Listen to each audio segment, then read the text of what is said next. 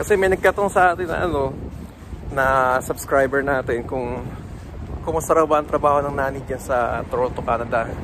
Sabi ko nga, marami tayo ritong kakilala, mga kaibigan, including my wife. Ang trabaho niya rito is nanny, o ang tawag ng iba is childcare provider. Sweldo, okay naman po sweldo rito. Tapos pag pumasok ka rito na nanny or childcare provider, maganda kasi alam niyo kung bakit. Dito, pwedeng pathway mo rin yun para maging permanent resident ka. Kunwari, nag-apply ka rito as nanny, yan, may specific yan, period of time, tapos magiging open permit ka na. Ang lamig, grabe. Tapos after a few years na pagiging open permit, magiging ka na yan, permanent resident. So kapag naging permanent resident ka na, ayan, may chance ka na makuha mo yung pamilya mo rito sa Canada kasi PR ka na. Yun ang kagandahan dito. Malaki ang sweldo, pero challenging. Di-discuss natin mamaya yan. Tapos magiging open permit ka, and after period of time, magiging permanent resident ka na, and then eventually makukuha mo na yung pamilya mo dito sa sa Canada. 'Di ba? Parang ang simple. Parang ang bilis ng proseso, 'di ba? Magkatrabaho ka as nanny, tapos magiging open permit ka, tapos after some period of time, magiging PR ka na or permanent resident. And then, ang ganda ng lugar, oh. Pag naging PR ka na, pwede mo nang kunin yung pamilya mo dito sa Canada.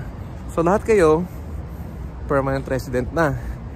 Then afterwards, after period of time, pwede na kayong mag-apply rito as tawag dito, Canadian citizen.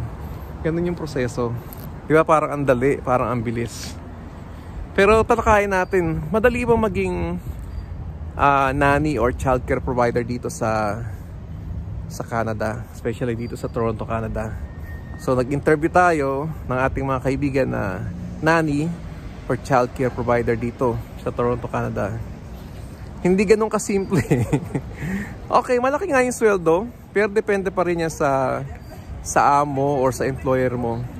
Pero syempre, pagod, puyat, sakit ng likod, luto, laba, tiklop ng damit.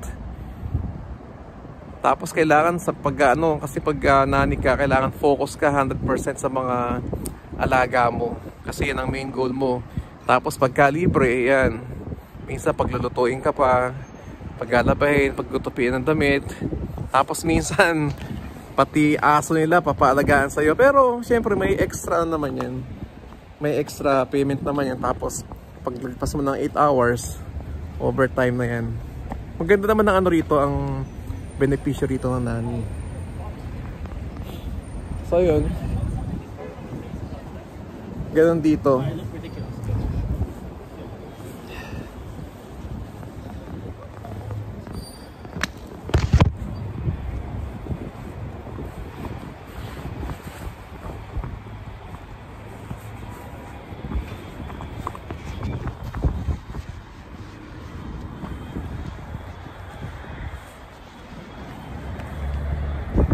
Yan. Tapos pagka naano mo na, masa naman dito, alam nyo, gustong-gusto nga nila rito yung mga Pinoy na nanny nila. Kasi ang mga Pilipino, sabi ng mga puti na kasi ang mga Pinoy, gustong-gusto nila rito kasi tayo mga Pilipino, kahit anong trabaho yan, masipag, matyaga, walang reklamo, no?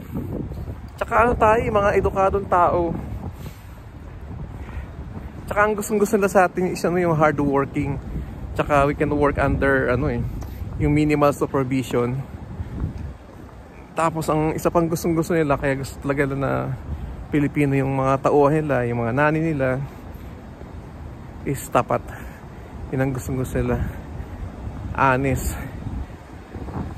Alam mo, nag-interview nga ako dito ng ng mga katrabaho ko na puti. Sabi ko, bakit gustong-gusto niyo bumabalik sa Pilipinas? Ano yung nagustuhan niyo sa Pilipinas? Ang nagustuhan doon sa Pilipinas, yung lugar. Siyempre, yung mga puti, mahilig yan sa mga mga beach, mga dagat-dagat. Pero ang mas nagustuhan nila sa Pilipinas, sabi nila, yung tao, the people. Masyado rin tayong mga hospitable, tsaka maganda yung pakikitungo sa mga foreigner. Talagang babalik-balikan mo. Tsaka yung pagkain, talagang unbelievable daw. Sabi ko sa kakilala ko, ilang beses ka nang pabalik-balik sa Pilipinas? Sabi niya, maraming beses. I think sabi niya mga sa loob ng 6 years pabalik-balik sa Pilipinas. Yan. So ayun. So dito, yun ang trabaho ng nani. Balik tayo sa nani. Yan, taga-alaga ng bata, minsan magluluto, maglalaba, magtitiklop ng damit. Pero maganda naman yung benepisyo, di ba? Yan, sabi ko nga, pag nagtrabaho ka as nani, magiging open permit ka, tapos magiging permanent resident, tapos makukuha mo na yung pamilya mo. And eventually, after some period of time, magiging na kayo, Canadian citizen. Tsaga-tsaga lang. Yun yung reward mo sa pathway na kinuha mo as nani. Makukuha mo yung pamilya mo as permanent resident at hanggang maging kayo, Canadian citizen.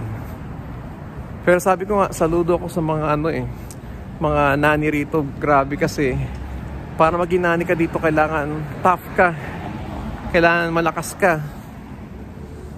physically tsaka mentally, kasi hindi biro. Talagang kailangan mo yung yung lakas ng katawan talaga, physically, mentally strong ka talaga.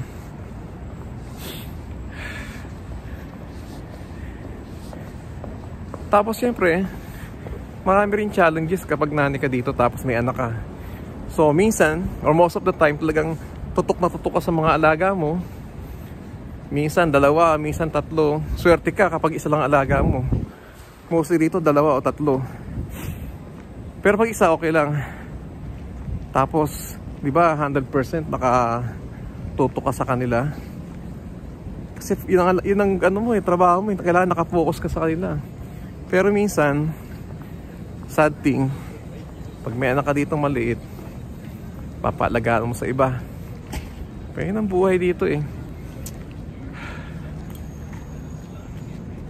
So yun yung buhay ng nani rito. Tapos pag weekend, kung gusto nila kumita ng extra, papupuntahin sa bahay na yan, maglilinis, kus.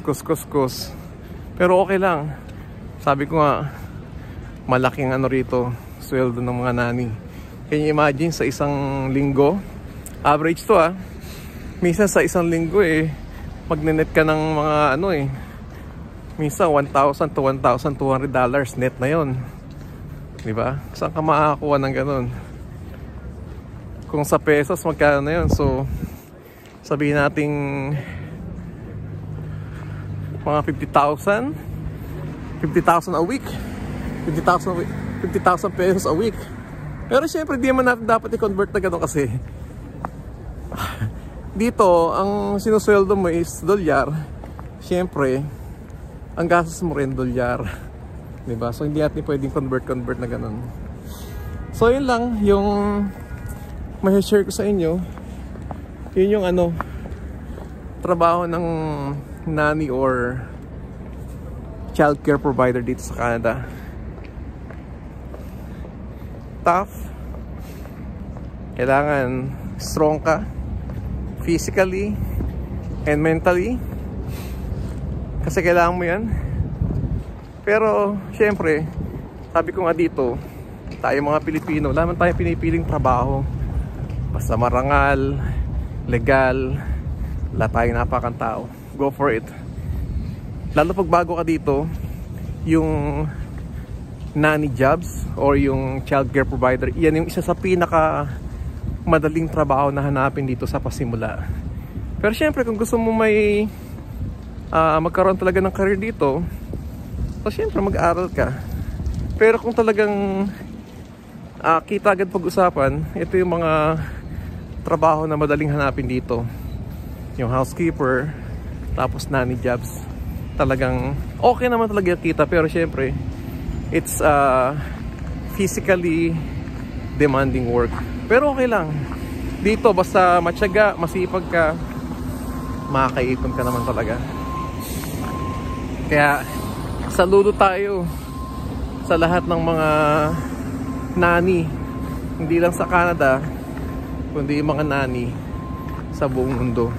Kasi hindi po biro yung trabaho ng isang nani. Can you imagine? Minsan pumapalit ka na sa role ng isang nanay